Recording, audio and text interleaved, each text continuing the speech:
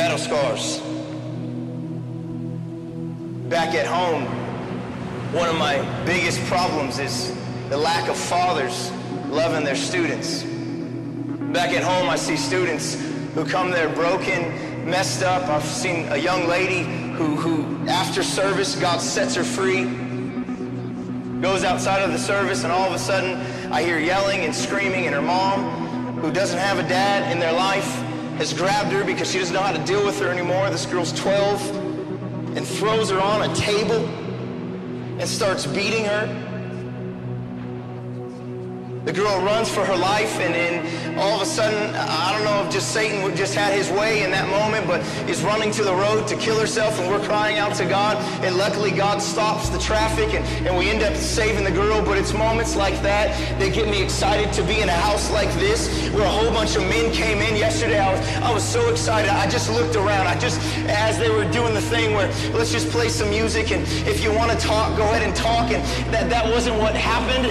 Like we're going to talk about fishing or what we're going to do this week. All of a sudden, I just seen men, some were stretching, getting ready to worship.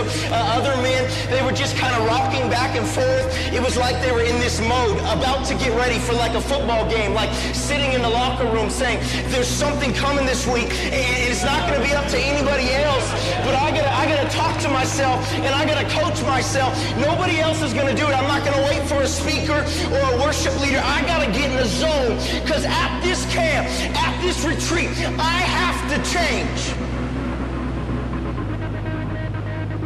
To see a group of 300 men that are here, battle ready, scars and all, and saying, God, change me, transform me, break me, mold me, do something in me.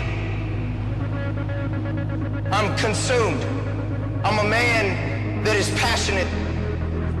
My favorite definition of passion is a violent over-emotion that robs a man of his self-control.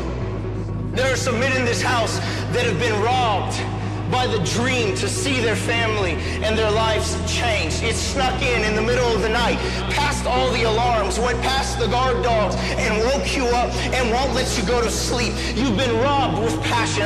I guess the best way you can describe my job to you and what I do would be the crazy man on the beach.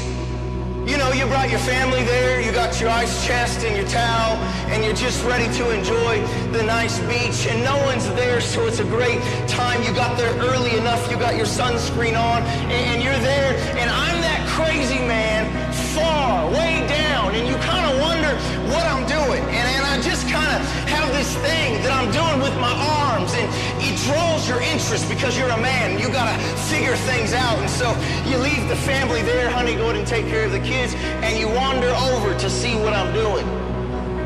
And when you get up close, you notice that there are starfish all over the beach. And I'm this crazy man that's consumed.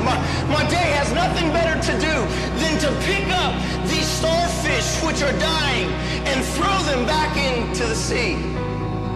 And you, a logical person, want to come over to me and shake me loose and try to wake me up. I'm doing, saying, you're crazy. What are you doing? And I just don't even hear you. I just keep throwing starfish because I am driven. I am passionate. It's robbed me. I can't listen to you. I can't hear you. And you're trying to wake me up saying, okay, do you not get it? There are thousands of starfish.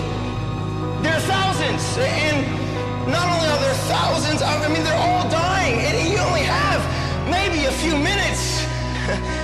And I just keep going. I say, but not just thousands here, sir.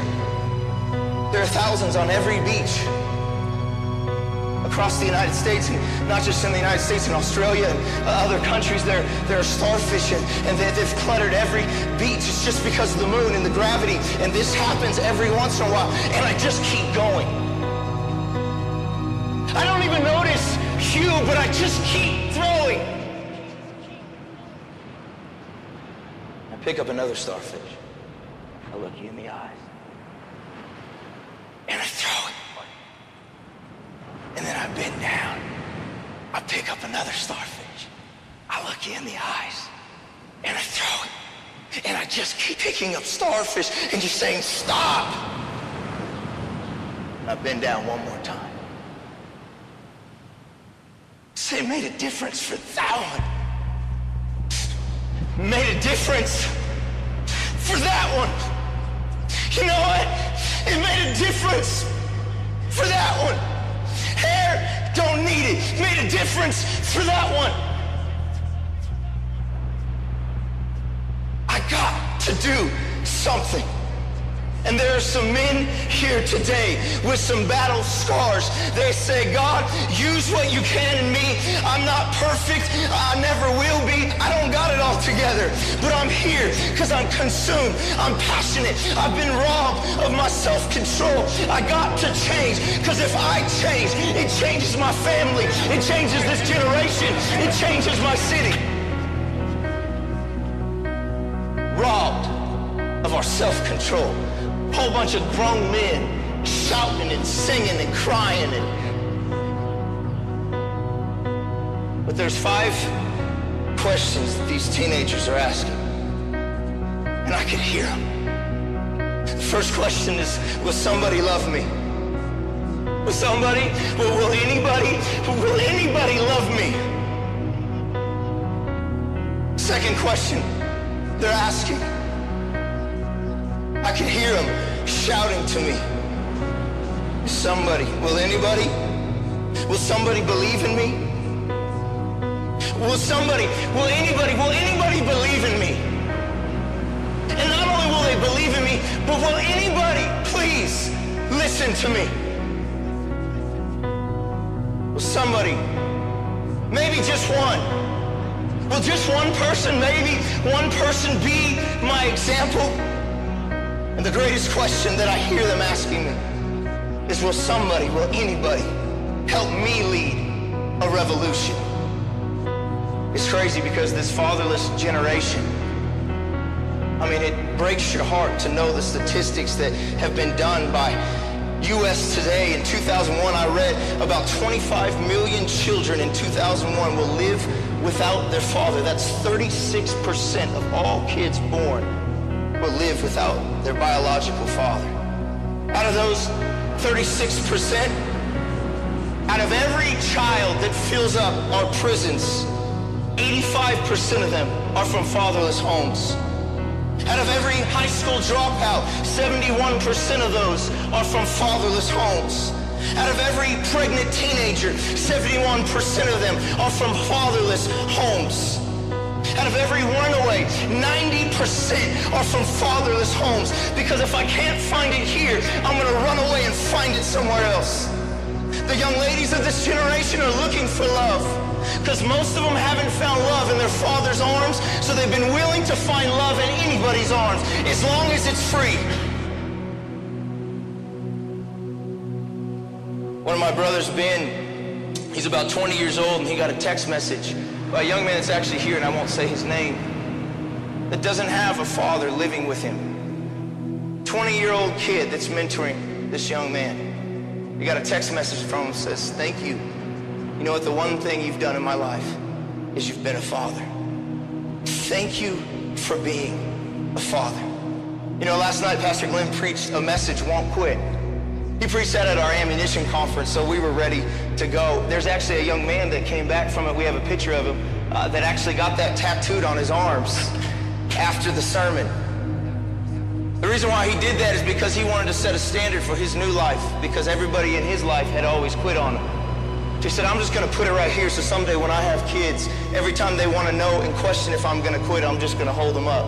Let them know won't quit. Battle scars. I was in Singapore with a young man, and he was driving me around all over town. He was the coolest guy ever. But there I noticed, as he was driving me around, there was a giant scar on his neck. And I said, what's that scar from? As he began to tell me that his father, when he found out that he received Jesus Christ in his life, took out the family sword and said, you are a disgrace to us. And when he began to try to chop his son's head off, the son began to cry out to Jesus. And as soon as he did, the father flew against the wall, but the sword nicked his neck. His father ran out of the room and he'd never seen his father since. But he said, thank you, Jesus, for this scar, because it reminds me of who you are and how powerful you are.